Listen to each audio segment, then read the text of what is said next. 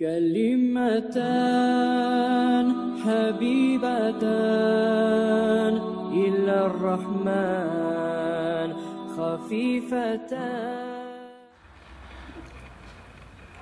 781 hadis. Ve an Samurata radıyallahu anhu kâle Resulullah Allah'ın elçisi sallallahu aleyhi ve sellem aytti. Dağı da hadisinde ilbesul beyâda fe inneha adharu ve atyabu dedi.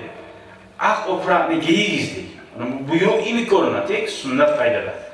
Şu sizge tazadır ve tazalıktır ve atyabu dağı da arudur dedi.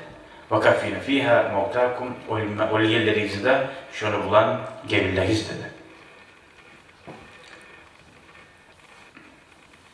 Nege atyabu da bayıttı. Taza dedi, atyabu aru dedi. Zaten ayette aru dedi. Masalan hali aksak giysen bilin, skromli görünür. Adam bir hangi bir yere uzattı, hali hiç mutlu değil. Bir bala kara, bir bala yaşlı, başı her türlü alda bir böyle kara giyse boyun kara karsın, kara şarar böyle. Hali artta bir taydı moddan, tuğ kara bulsa, ak bulsa nereye oldu.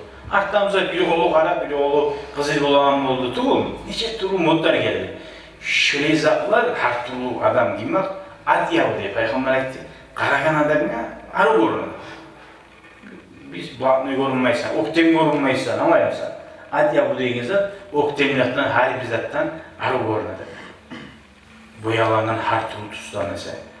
Geri vurmadı. Giyi uymasıysa, bir kolu şuyu kıska olsun, bir kolu şuyu uzun olsun.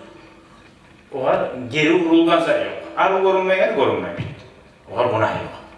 Kılarının taza olsun.